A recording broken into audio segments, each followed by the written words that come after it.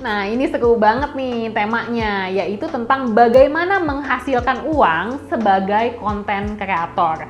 Pastinya tujuan kita sebagai konten kreator selain menciptakan konten-konten yang bermanfaat buat diri kita dan orang lain, kalau bisa menghasilkan uang, kalau bisa dimonetize, kenapa enggak kan? Nah, gimana caranya nih kita untuk mulai monetize pekerjaan kita atau profesi kita atau aktivitas kita sebagai seorang konten kreator?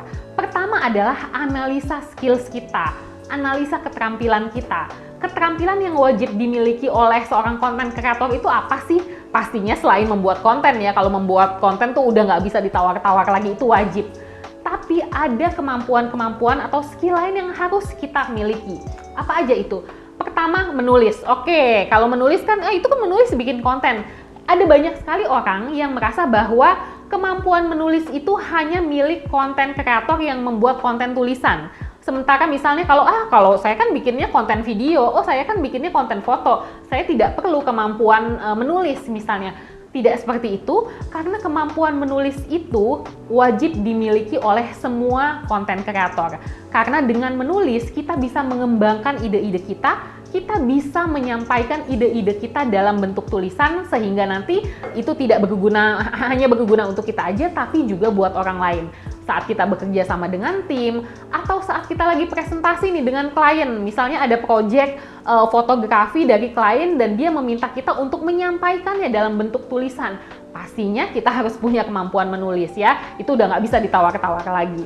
Berikutnya adalah kemampuan untuk melakukan riset. Bagaimana melakukan riset yang tepat? Bagaimana maksimal nih, jangan kita udah sampai misalnya menyebarkan formulir di Gform ke 200 orang, tapi karena kita tidak punya kemampuan untuk meriset, kita bingung ini 200 formulir ini isinya data-data harus diapain nih? Gimana cara menggunakannya?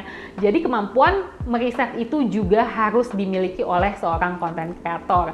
Berikutnya adalah kemampuan untuk SEO. Search Engine Optimization, bagaimana caranya agar konten-konten kita mudah ditemukan oleh mesin pencari, misalnya Google.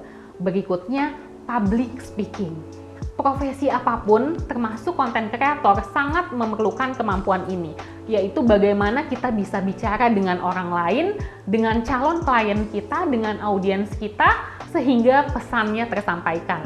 Jadi kemampuan public speaking tidak hanya untuk misalnya vlogger, karena dia YouTuber atau vlogger yang harus perlu banyak bicara di depan kamera, dia harus punya kemampuan public speaking. Sementara misalnya kalau sutradara atau yang di belakang layar emang nggak usah punya kemampuan ini. Tidak juga, karena ini kaitannya adalah nanti dengan komunikasi dan juga nanti berkaitan dengan networking.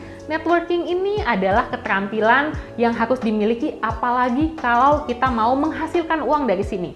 Kalau kita mau monetize, networking ini adalah skill yang sangat kita perlukan. Bagaimana nanti kita misalnya menghadiri acara-acara, bertemu dengan orang lain, berkenalan, bahkan sampai akhirnya terhubung secara digital dan seterusnya. Nah, teman-teman, itu kita sudah tahu ya skill-skill apa nih yang perlu kita dalami. Mungkin tidak semua dibahas dengan rinci di sini, tapi saya harapkan teman-teman untuk mencari tahu lebih lanjut. Kayak contohnya tadi kan saya jelaskan, salah satu skill yang diperlukan adalah public speaking. Nanti kita juga akan membahas tentang bagaimana kita memonetize media sosial kita sebagai konten kreator. Contohnya tadi, kita sudah melakukannya misalnya dengan memaksimalkan Instagram kita. Nanti kita juga bisa menghasilkan uang dari Instagram, dari YouTube, dari Twitter. Jadi yang kita monetize itu adalah platform digitalnya. Nah, kemudian kita juga bisa memonetize diri kita sebagai konten kreator. Caranya gimana? Ya kita bisa menjadi pembicara, bisa menjadi narasumber, kita bahkan juga nanti bisa bikin, misalnya menghasilkan karya-karya yang lebih spesifik lagi. Misalnya sebagai konten kreator, padahal kita seringnya bikin video, tapi kita juga tidak tertutup kemungkinan kita akan membuat sebuah buku dan seterusnya. Nah itu ya sudah mulai dapat ya gambarannya, nanti kita lanjut lagi di video berikutnya.